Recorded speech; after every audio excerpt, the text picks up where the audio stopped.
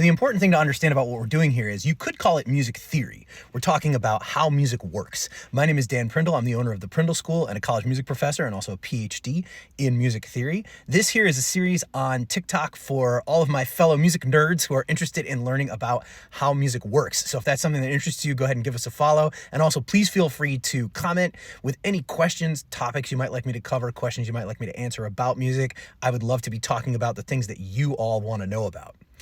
As we do this, though, it's really important to remember that just as there are many, many different genres of music, there can be many, many different music theories. We could have a theory to explain any genre. And of course, there might be some overlap. For instance, things that are happening in classical music might overlap with things that are happening in rock music. But also, clearly, those two styles of music are really different from one another. And so the theories that explain them are never going to overlap 100%. And this goes even further when you start talking about theories from various cultures all over the world.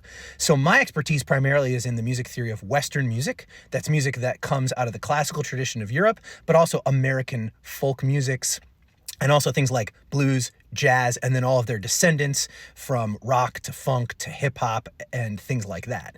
Now, that does not include music from, for instance, Asia, or music from Africa, or other places in the world that aren't covered under that group of music. Now, we live in a modern society. There's a ton of overlap right now culturally, and obviously the music that we make in the West is traveling all over the world. And even better than that, the music that's being made outside of the West is actually coming to the West. And so we have the opportunity to consume that music as well.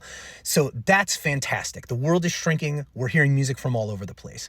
But as we start to understand how music works, it's really important for us to recognize the limitations of our explanations. So the stuff that we're going to be talking about here is going to be primarily based on my expertise in Western music, but there are experts out there. Those folks will be much more well-versed in other styles of music. And if you're interested in those, you can seek those people out and you can find out about all different styles of music from all around the world.